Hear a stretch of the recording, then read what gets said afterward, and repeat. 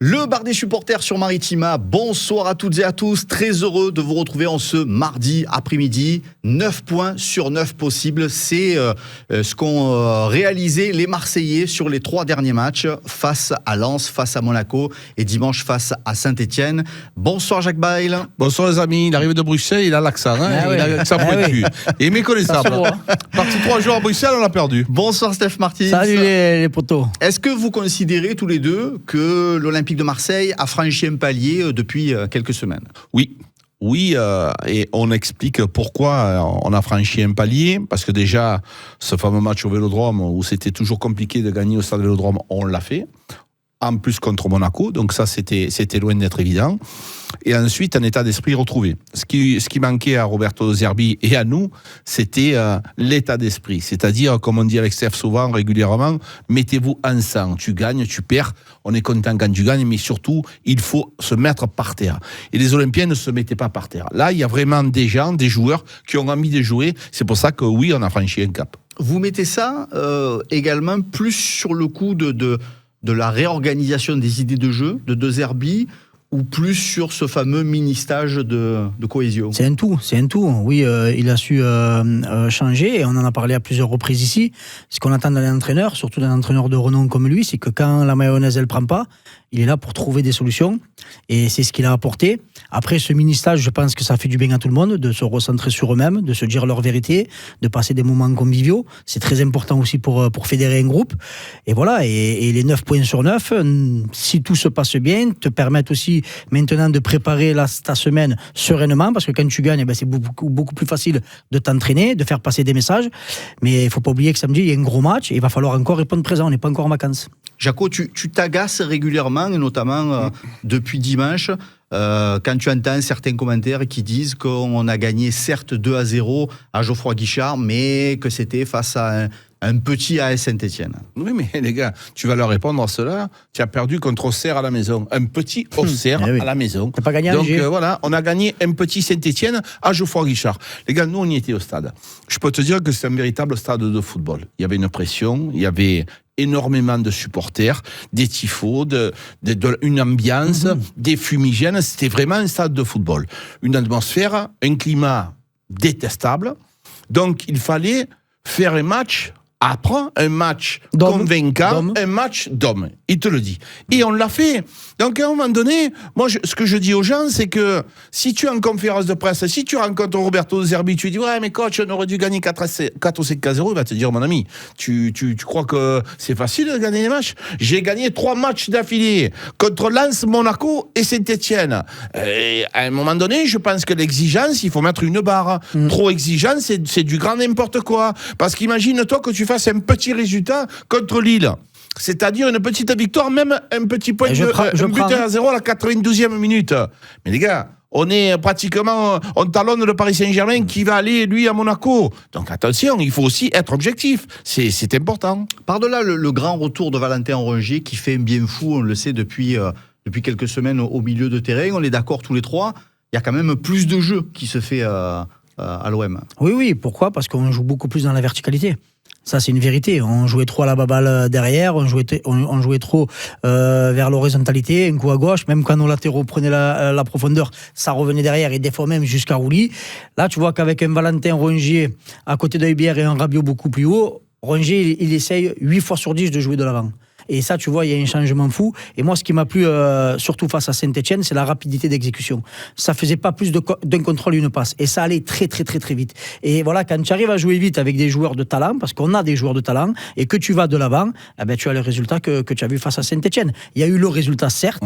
Oui, on aurait pu en mettre plusieurs, parce qu'on met 21 frappes, je crois, 10 cadrés. Donc, on a été vraiment présent dans la surface adverse, un peu moins efficacement, mais surtout, là, on a eu la manière. Oui, mais on a eu surtout un changement tactique qui est important. On le disait hier dans l'émission, il y a une liberté pour certains joueurs, notamment Greenwood, notamment Rabiot. Ils ont beaucoup moins de tâches défensives à réaliser. Et donc, ça se voit. Si tu leur laisses de la liberté, tu leur laisses aussi la possibilité d'avoir devant les cages la lucidité nécessaire. Si tu demandes à un Adrien Rabiot de défendre, de monter, de redescendre, est-ce que tu penses qu'il est capable de faire un amorti poitrine et de mettre ce joli but parce qu'il sera fatigué? Non, lui, il a quand même des tâches offensives à respecter, comme Greenwood. Restez là-haut. De temps en temps, vous faites un peu écran pour les adversaires, mais ça a changé. Et donc, cette liberté, on le voit régulièrement. Tu te rappelles, contre Auxerre, on s'était agacé dans le débrief. Au Greenwood, on ne le trouvait pas. Il était sur le couloir droit, personne n'arrivait à le trouver. Et donc, quand tu ne le trouves pas, eh ben, c'est très difficile parce que c'est un talent hors norme. Eh ben là, il se balade à droite, il se balade à gauche. On l'a vu très proche de Lucien Riquet. C'est un électron libre comme Adrien Rabiot. Et donc, ça change beaucoup de choses. Et bien entendu, comme le disait Steph très justement, derrière un Valentin Rongier, c'est pas innocent. Valentin Rongier, c'était un régaleur. C'est un mec qui a récupéré 500 000 ballons. C'est un mec qui te redonne le ballon proprement. Alors oui, contre Monaco, il y a eu cette passe plein axe. Oui, d'accord. Mais il en récupère tellement que de temps en temps, oui, je vous l'accorde, il y aura une bêtise comme peut le faire Balerdi. Il fait l'erreur à 60 mètres des buts. Mais oui, voilà. Donc il y a aussi derrière, défensivement, c'est un ensemble qui a été. Donc ce joueur-là, il est indispensable pour l'Olympique de Marseille. C'est lui le régulateur. Et quand vous voyez justement cet équilibre trouvé par De Zerbi au milieu de terrain, Rabiot, Ibière, Valentin Rongier, est-ce que du coup on se languit vraiment le retour d'Amin Harit? On se languit le retour de tous nos joueurs. Un Amin Harit à 100%, c'est un Amin Harit qui peut apporter quelque chose dans cette équipe. Il peut même jouer côté gauche, il a déjà fait pour entrer dans l'axe, pour distribuer des ballons. Donc un groupe, comme le dit souvent Jaco, c'est un ensemble de joueurs, c'est pas les 11 qui commencent. Voilà, c'est un groupe de 16 joueurs. À l'entraînement, ils sont 23, 24, 25, plus des jeunes qui arrivent. Donc du moment où tu récupères des blessés et un Amin Harit, je le répète, à 100%, à sa place dans cet effectif. Maintenant, il va falloir qu'il chausse les crampons, qui retrousse les manches, parce qu'il y a des joueurs qui sont là, ils sont présents et bien présents, et pour leur piquer la place, il va falloir bosser. Oui, mais ne faisons surtout pas la bêtise de considérer que tu joues à 11.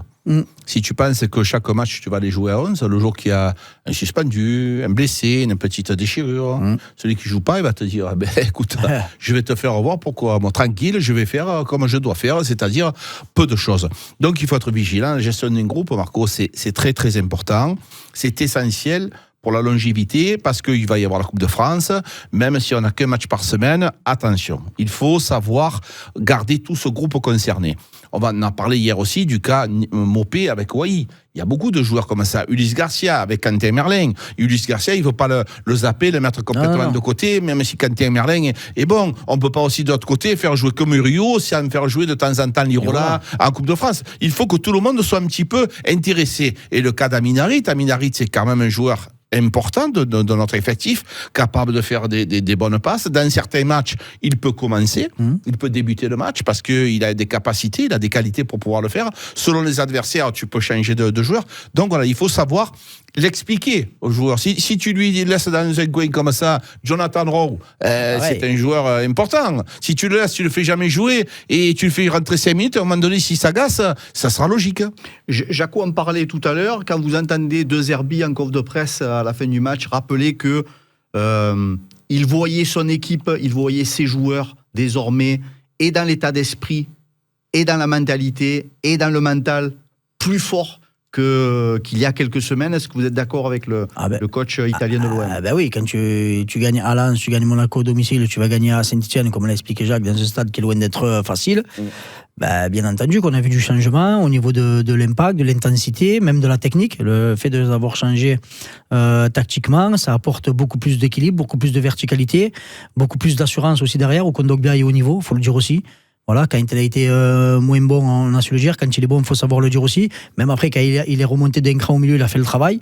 Donc voilà, c'est tous ces ajustements-là qui font te dire que tu as un groupe quand même costaud, solide, et que après, il fallait laisser un peu de temps à cette équipe aussi. Elle a très très bien commencé. Elle a eu une période un petit peu de creux. Là, il y a eu avec 2-3 ajustements. Ils sont repartis de l'avant. Maintenant, ce qu'il y a, c'est qu'il faut faire une belle série. Tu sais, dans cette équipe, Marco, quand tu es coaché par Roberto De Zerbi, ces redoublements de passes, ces jeux à 3, à 4, il faut avoir des automatismes. Il faut que les joueurs aient l'habitude de jouer ensemble pour se positionner, pour demander le ballon, même s'ils ne le reçoivent pas. C'est un jeu fait d'automatisme. Si tu regardes bien, il n'a pas eu le même 11 pendant très longtemps, à cause des suspendus, à cause des blessés. La défense, on en a parlé combien de fois, il a fallu changer un, changer l'autre, remettre l'autre. Après, Balerdi était suspendu. C'était compliqué, c'était complexe. Donc, comme c'est basé sur les automatismes, les mecs, ils n'ont pas l'habitude de jouer ensemble. Là, aujourd'hui, Kondogbia Balardi commence un petit peu à se connaître, à s'apprécier, à savoir quand est-ce que lui monte, je descends, je le couvre de la couverture. C'est aussi ça, savoir. Le fameux, parce que c'est une défense à 3 qui se passe, avec Murillo, Balardi et Kondogbia. On a vu Luis Enrique venir faire quelquefois le 4e, et après, Quentin Merlin, le 5e. Mais donc, surtout, Luis Enrique, on se le montrait là avec Enzo. Il compensait surtout quand Merlin montait. À un moment, il te fait un appel en profondeur. Il part devant. Il y a contre-attaque de Saint-Etienne. Il refait l'effort défensif. Merlin monte. Il reste derrière. Non, franchement, Enrique, sur ce match-là, était tout simplement extraordinaire. Et c'est ce qui fait la différence avec Jonathan Rowe. C'est que Enrique, ce qu'il a de plus, c'est qu'il défend. Et en plus, il défend bien. Oui, il défend très bien. Et après, Jonathan Rowe, dans certains matchs, il peut t'apporter la vitesse. Bien sûr. Là, aujourd'hui, c'est vrai que Luis Enrique, il est complet. Ça va être difficile de le faire ressortir parce que lui, il apporte défensivement et il a une qualité offensive qui est au-dessus de la moyenne. Mais Jonathan Rowe, il peut aussi, dans les 25-30 dernières minutes, t'apporter de la vitesse. Quand la défense adverse elle est fatiguée, il apporte quelque chose de totalement différent. Il peut rentrer plein axe aussi. Il est capable de plein axe d'apporter de la profondeur à l'équipe si elle en a besoin. Donc voilà, il y a quand même une équipe avec des joueurs totalement différents. Ça fait plaisir. Jaco parle d'automatisme nécessaire, autant en défense que dans d'autres secteurs du jeu. Quand vous voyez Cornelius et Brassier rentrer en deuxième mi-temps, est-ce que vous avez envie de bouger beaucoup de choses en défense du coup maintenant? Non, aujourd'hui tu peux pas bouger parce que ça marche.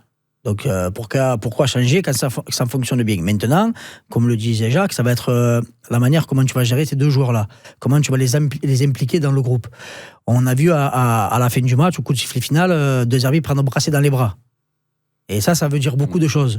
Donc voilà, c'est à lui et son staff de faire en sorte que ces joueurs-là, qui sont à aujourd'hui un petit peu en dessous, de leur montrer quand même de l'importance, de leur donner un petit peu de temps de jeu. Après, malheureusement, c'est la loi du football.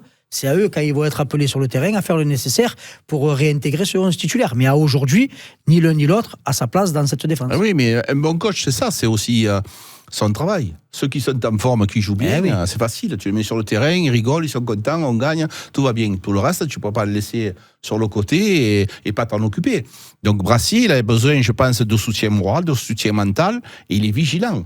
Il a fait rentrer en lui disant, voilà, tu es rentré, certes pas longtemps, mais tu es rentré sur le terrain, tu es rentré dans cette ambiance, tu ressors, tu es un peu sale parce que tu es tombé, tu prends la douche avec tes copains, tu as participé, tant bien que mal, à la victoire.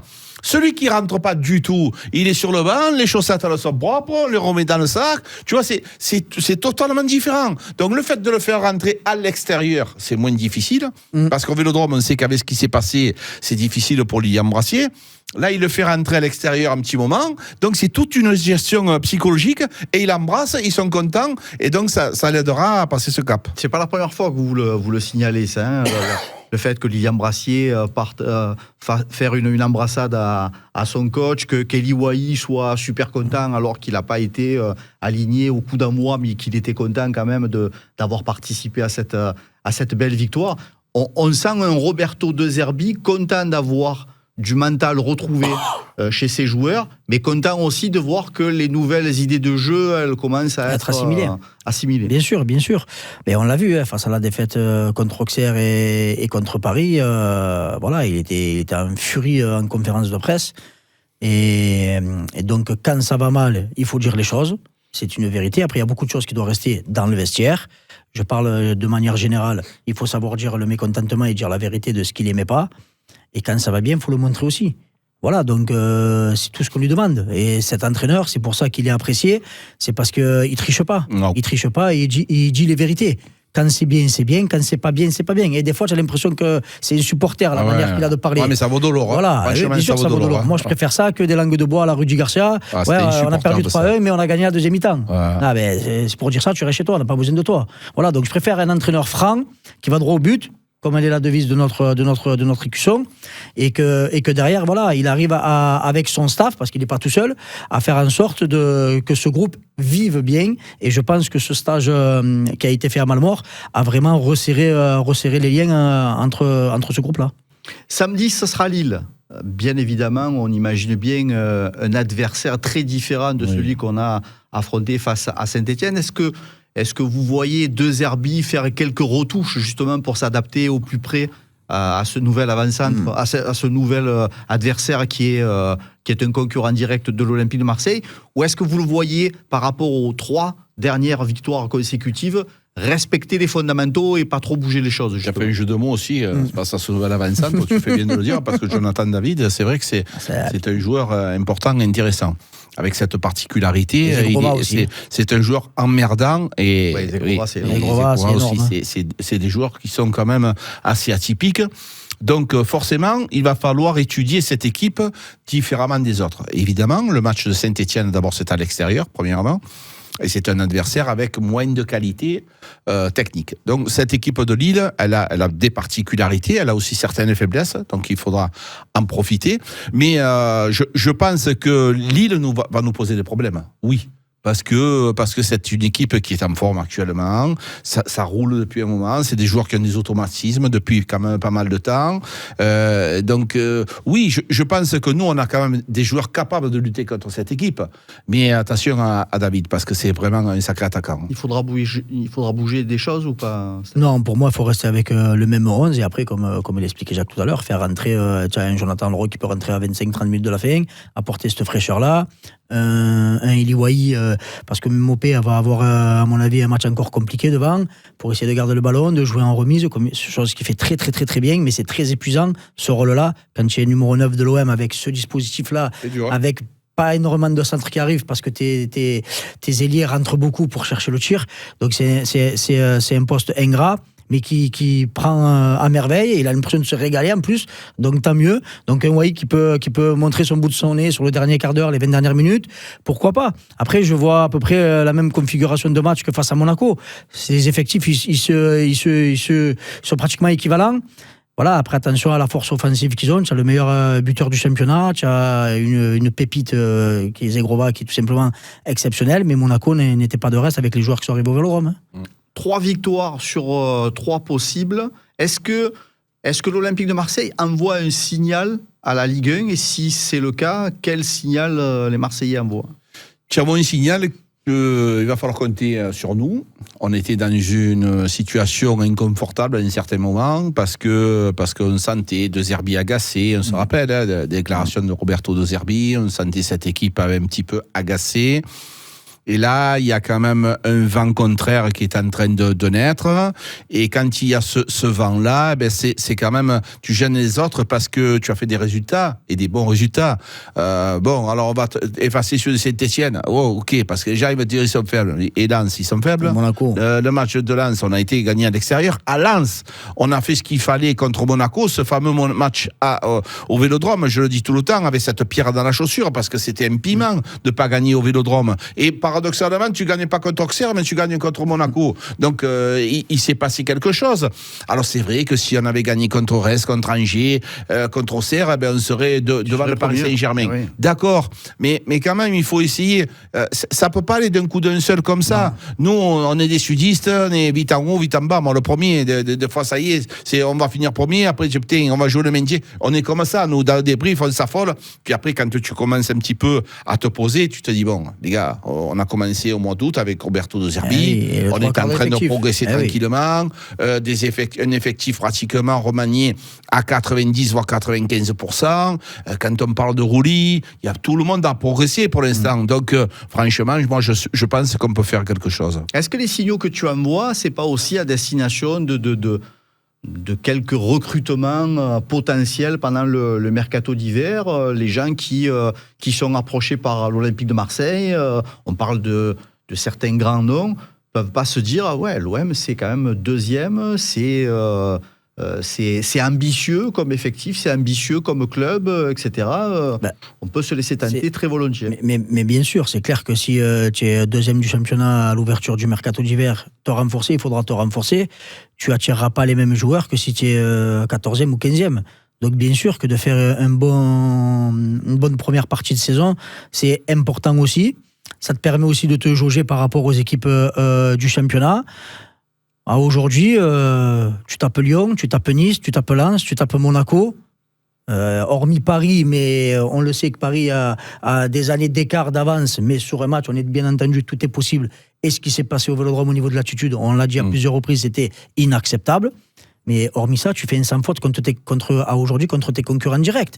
Après, il y a eu quelques petites erreurs face à Angers, face à Reims, face à Auxerre. Mais cette équipe, elle monte.